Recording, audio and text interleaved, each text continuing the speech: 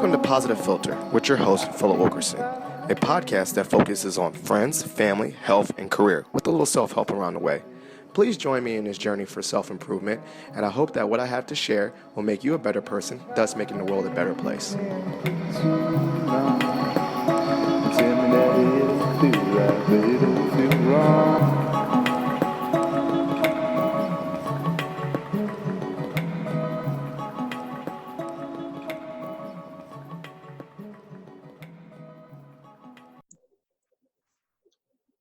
Okay, I guess it's recording.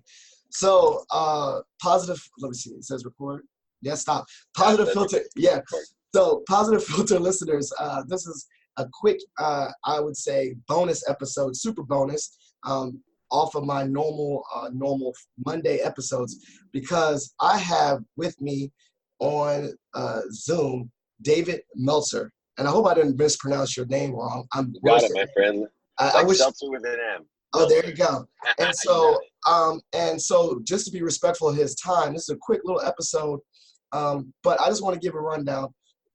David, if you are if you listen on social media and you're looking at influencers, David is one of the go-to men of just teaching people how to make money, but also infuse well-being. And that's what I really love, and what I gravitated to him is because we all have these dreams and goals that we want to obtain in regards to living a good life, living an actual well life, and having money, but at what cost, and not losing ourselves.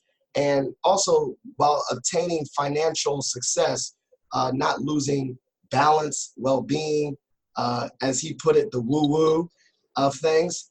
And so I found his podcast, or I found him on LinkedIn and on Jordan Paris's podcast. I listened, and like normal things, after that, I was like, wow, who is this guy? I Googled it, and I just went down the rabbit hole, and I just listened to like 20 episodes of his podcast back to back, just a binge. But just for the listeners, that are new to, obviously, my podcast, or just new to you, can you give a little spiel about who you are and how you infuse, like I said, well-being and obtain financial success?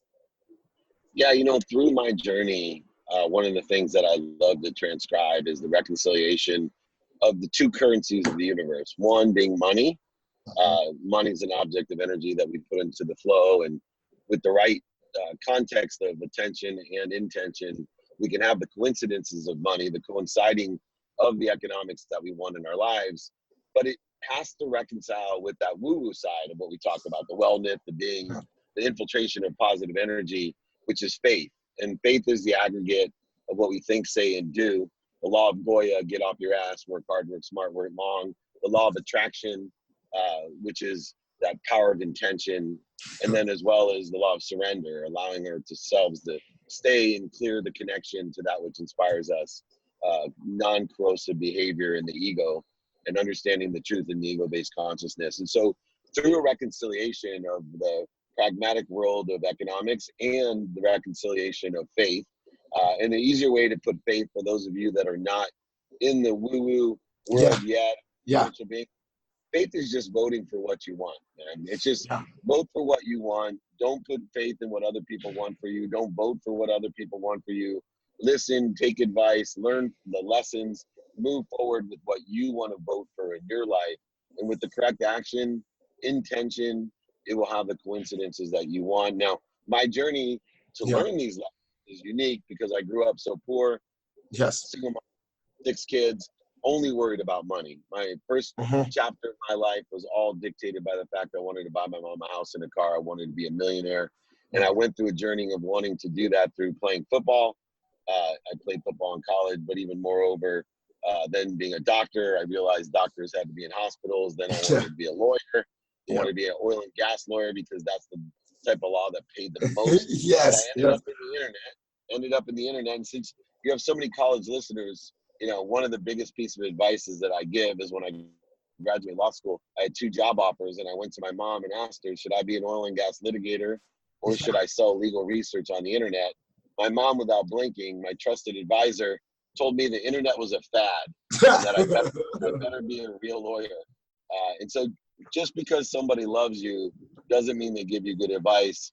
take it like a handful of sand, grab the kernels of advice that are aligned with what you want to vote for, and then let the other kernels fall through your hands like grains of sand, as if you had grabbed them, and vote your faith in what you want, and you will get what you want rapidly and accurately. Well, I love that, and I hope I try to stay on outlines, but I'm going on a tangent because things that you said, and usually one of the things that just spoke out to me was in general about parents is that you said parents don't necessarily give the best advice while they have the best intentions, and usually those conversations around money, career, I even go with sex, all those things. We have this like parents don't keep it real with kids, and then thus for kids make ill-informed decisions. So for instance, your parents always think that the way, like, accept the job with the most money. Like when you say, mom and dad, I got these 2 job offers, which one give you the most money? As opposed to growing up, certain people, like I've known so many college kids that were like the opposite. They were like, me and my parents always talked about, okay, think about money is one piece, but what about benefits or where do you live or who's going to be your boss? Like they had a more thorough conversation around careers. And that can go along with money too. Like your parents say, get the most money, but we never had the conversations about like investing and things like that. How do you think that while you love your mom, I love my parents, while that misinformed information about how you viewed money and education, how that could have, like you said, gave you the wrong advice at that moment? I think understanding the motivation and intention of the people giving us advice is important. So obviously financial security is one of the biggest goals of a parent to their child. And the reason it's one of the biggest goals is that parents don't want to pay for your ass anymore. Yes. They're motivated for you to make money so they don't have to pay your car insurance, your cell phone bill, or give you a place to live. And so, although the advice that they're giving them is not bad advice, it's advice that's motivated by their conscious, subconscious, and unconscious. And so I think it's really important to understand the motivations and intentions of others. And go ahead, be grateful for everyone that considers you high enough in their relativity to give you advice, right? Either people are giving you advice because they are jealous of you, or they're giving you advice because they care about you, or they give you advice because they want to feel better about themselves. In all those cases, we should be grateful and appreciative that someone considers us enough relative to what they are in order to effectuate what we want for ourselves. And I think regardless of whether you take the advice or not, you have to be appreciative and grateful for our parents and aunts and uncles and friends for the advice that they give us, but we don't have to take it or vote for it. I love that. And I think one of the things I would jump around, but one of the things I love about you and one of your threes is as we obtain career goals, make a lot of money, help a lot of people, and have a lot of fun. And I think I draw that because I study well-being and happiness. Is one of the things I noticed that when I had a service mindset in regards to career, like I'm going to do this because I know I'm going to make a better place, then obviously the angst of worrying about how I get a paycheck comes backwards. So if I focused on the helping part and do my job because I want to help, then I got that. Like that was the time where I finally got accolades at work and I became, Mason Employee of the Month. It's because I wasn't focusing on task more so. I was focusing on helping. So can you explain for a young college kid, how do those three, make a lot of money, help a lot of people, and have a lot of fun, how that can help you identify your first job out of college? Absolutely. So, you can't give what you don't have. And the realism of making a lot of money is that we can help more people. And so I think, and have in my life, shifting the paradigm, and I have some pragmatic methodologies in order to help people. So number one, know your values. So spend the time to know your personal values, your experiential values, your giving values, your receiving values. Know your values and allow them to adjust every day. They don't have to be balanced, especially at a younger age. You do not want to have every day of your life thinking that you have to live 25% in each of your 4 values. The next thing you need to do is you need to ask. You need to ask for help. You need to ask how you can be of service or offer your service or value. You need to create the void so the universe will fill what you want into that void. And the way that we fill the void is by providing value. it leads to, how do we do that, Dave? Well, it's very simple. Take your calendar and be a student of your calendar. Understand the 24 hours of man-made construct, time. Time is a man-made construct. Study time. Study the time in the lens of productivity. How much value are you providing with your time? And accessibility. How accessible are you to others? And how are you accessing what you want?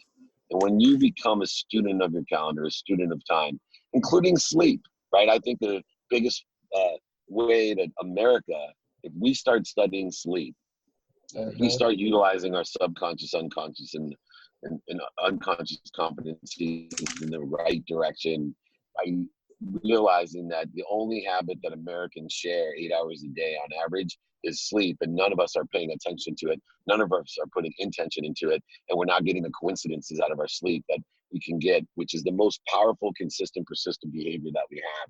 So sleep is the most important thing. I have a sleep mentor. The last coach that I would stop paying is my sleep coach. And I give everyone at a young age, if you're not utilizing those 8 hours, if you don't understand those 8 hours, and you're not developing within those 8 hours attention, intention, and coincidence, you're missing the boat. But you got to be a student in your calendar, and then you got to be present. You got to do things now. Procrastination is the corrosion or the interference of that which inspires you. People who procrastinate, I spend half my day with the people in my office going, and why didn't you do that? Why didn't you just do it now? You got to ask yourself, can I do it now? And if you can't do it now, you got to create a do it now folder, a repository of the place where you can organize things by importance. If things are important and urgent, you do it first. If it's just important, you do it next. If it's just urgent, you just delegate it. And if it's unimportant and urgent, or unimportant and not urgent, then you don't do it, or you have a downstream for somebody else to do it and get a referral fee for doing it. But those are the contexts, the pragmatic ways in which to effectuate value and accessibility, meaning the give and take, the yin and the yang, the flow of the universe, to make a lot of money. So then you can help a lot of people. And because you're in the pursuit of your potential, which causes, that pursuit, when you are in the attention and intention and coincidence phase, you are happy. When you're in the pursuit, you're inspired and happy. And I want people to clear the connection to that which they're already connected to. I want them to clear the interference. I want them to live in a truth-based consciousness and pursue their potential, their truth, by being happy. And that's the formula that I've derived and really helped coach and executive coach tons of people to manifest what they want. And you have a lot of fun. Do you smile a lot at work? I smile a lot everywhere I go, man. Yeah, I know. I can see you have a nice smile, like a good teeth. Take care of your teeth. That's what my mom used to tell me too. She used to always tell me if I got, she would say, always get in a fight. She would just make sure they punch you in the face, but not in your mouth. I paid too much for your braces. I was like, thanks, Mom. I appreciate it. Take care of your teeth. That's good advice. Take care of your teeth. Take care of your teeth. So now, and then bringing it back into pursuit. So those are some good things to think about for a student. And I know you said you have some college age kids yourself. And I deal with this overwhelmingly, a majority of saying, hey, Phil, my parents want me to do X, Y, and Z and study X, Y, and Z as a major. I want to do this. What do I do? How do I talk to my parents about it? How do I have this discussion about me studying and pursuing a career when my parents want me to be a doctor, lawyer, whatever? And then I say flat out that, mom and dad, they don't know, but I'm getting C's and D's in these subjects. I'm like, what subject do you like to study? So how do you have that conversation? That's a great question. So first of all, you got to start a step backwards from what you're actually taking in school, right? You have to have a conversation with your parents and ask them, look, you're making an investment in me, right? I don't believe in sacrifices. I believe in investments, and we make either an investment in ourselves or an investment in me, and they are making an investment in me. So you need to sit down and number one, I appreciate the investment that you're making into me. Know what you're at. And so allow them to share with you, I would like you to be a doctor. And then you say, okay, because I grew up with a mom like this, right? Doctor, lawyer, or failure. And so, all right. And then ask, why do you want me to be a doctor? And allow them to share with you the reasons why, the impact they'll have on your life, and the capabilities that it's going to give you, the skills, the knowledge, the desire, etc. And I think when you start the conversation there, you're easily going to be able to re-engineer the fact that your parents want you to be a doctor because they want you to be happy, Mm-hmm. right? Which is your expertise, right? Happiness and wellness. And when we can get to the fact that that doctors had a more substantial, stable economic environment, and it provide for more opportunities, and it's a great profession to help people.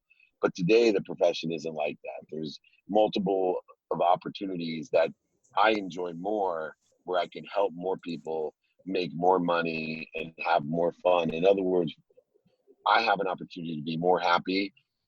I appreciate your advice and consideration. Mm-hmm. I would like you to make an investment in me for me to be happy doing X. And 99% of the parents will adhere to a rational conversation directed towards the purpose of what they're making their investment for. And so that's the way I would, and I do coach people on having those conversations. In fact, still today, I'm 51 years old, and I had that conversation with my own mother, Yep. which changed my relationship, because she was making me do a whole bunch of things to prove that I loved and appreciated her. And finally, I just broke down and said, "Hey, Mom, I want to take a step back. Uh, I love and appreciate you, but what do you want from me? What do you want? I want to make you happy. What do you want from me?" And my mom told me she wanted me to be healthy, Mm-hmm. and she wanted me to be happy. And so then I could tell her, okay, here's the things that I do that make me healthy, and Yes. here's the things I'm going to do to make me happy. And what makes you happy, I'm going to do. And I came to the conclusion that every day I'd spend a minimum of 1 minute a day just articulate to her that I love and appreciate her. And those things have changed my entire relationship with my mom. Excellent. I would say this. I'm totally on board. I think the most the parents, and I'm a new parent. I'm in the thick of it. I just started. You at the tail end. I'm at the beginning. And when I try to think, I think a lot of the things in my mind is like, like I got these two boys, and I just want to make sure that when they go out in the world, I set up the things to set them up to be successful, and try to control as much as I can. But it's very scary to realize as a parent that when you send out these cubs out into the jungle of the world, that there's things that you can't always control. And that's a really scary thing for a parent. And so you try to, tell them to do this, this, and this, because that sense of control. Like, my son is a doctor, a lawyer. I know those professions. I heard of that before. It's a sense of control in there. And they never heard of certain, like, oh, what is that? A graphic designer? I'm not saying that, but just in general, like, if you tell them about an occupation that they have no clue about, then they're going to be kind of worried because it's an unknown.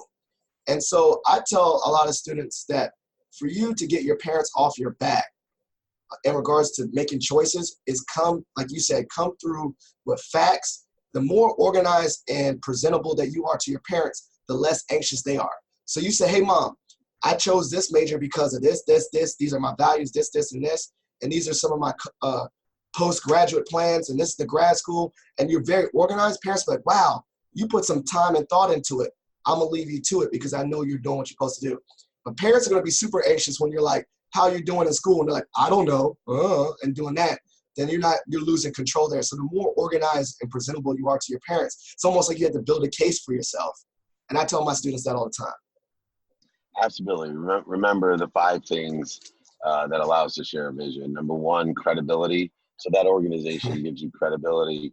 Mm-hmm. 2, emotional attachment, which is always there when you're talking to your parents. Mm-hmm. 3, quantitative reasons, quantitative impacts, and quantitative capabilities. 3, 4, and 5.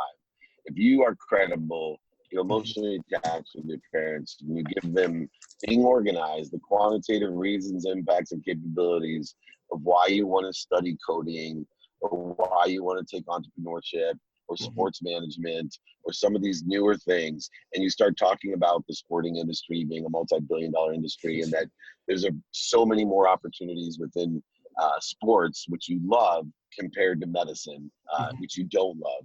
These are very logical things, and because your parents only want the best for you, as long as you are well thought out and prepared, like you said, and adjustable and adaptable, make sure that they know that this is where I stand today, and I'm going to continue to evaluate through my personal experiential giving and receiving values what I want to do. So I That's think that's excellent. really good advice.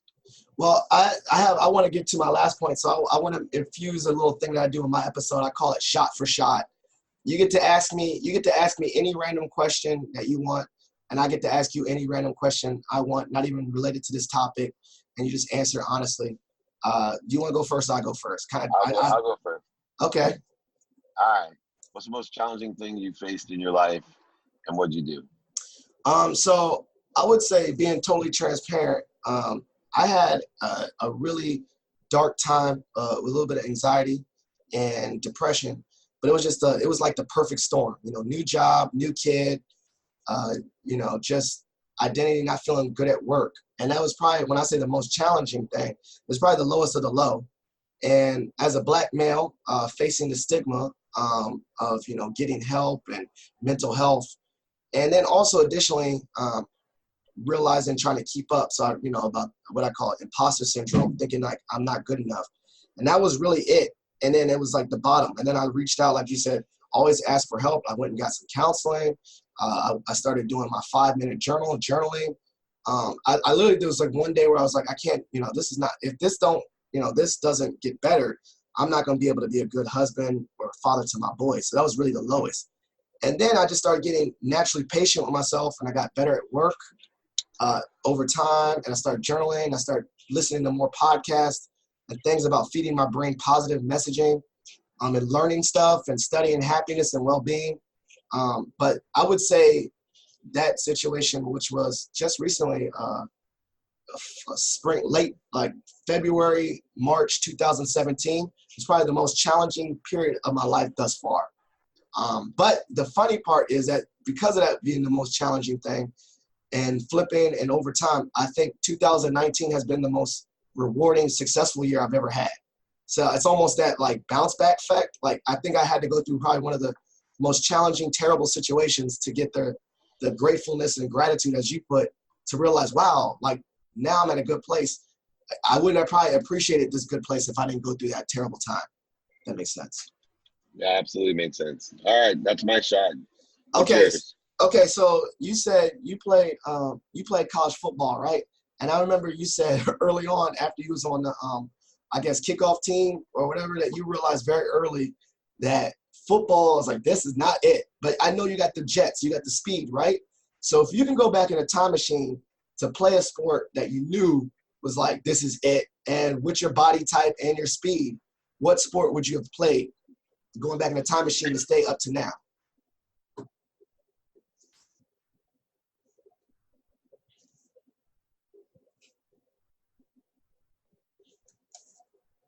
Yeah, I probably play lacrosse. Any sport, I have to be the love to be the best Okay. golfer. Okay, so lacrosse. Okay. Well,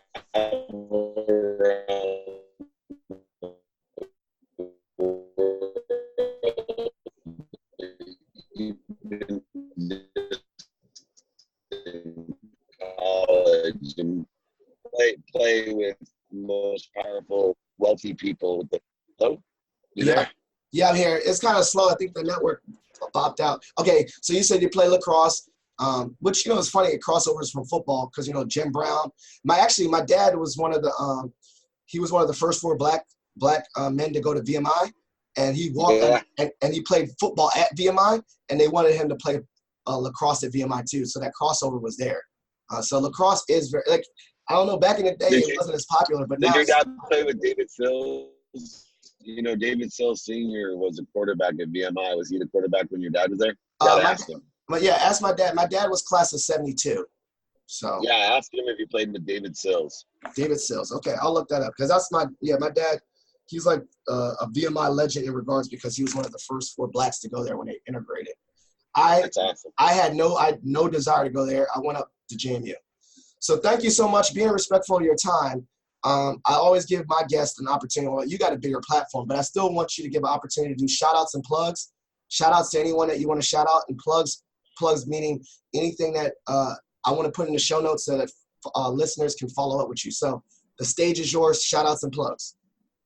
I just always give a shout out to my family and my company, all the great employees I have, especially Colleen Malloy, whose 32nd birthday is today. And we wouldn't be where we are without her. So that's my shout out for you. As I get choked up because you sit next to me. Anyway, Yeah. if you want to reach me, it's just simple, man. Check out David Meltzer. That's Okay. my Instagram. It's my LinkedIn, my YouTube, David Meltzer. Google David Meltzer. Check out all my books. My podcast is The Playbook. My TV show is The Elevator Pitch. Check out David Meltzer. You'll find it all just like you did. And I look forward to coming back to George Mason. I spoke there a couple of years ago. I'd love to come back and nice. That was Small World. Okay. Well, we have to see that. Then we're going to definitely link up then. Yeah. And then you said the TV show. Where can people watch the TV show? Entrepreneur Network, Amazon. Okay. You can YouTube it as well. So it's called Elevator Pitch.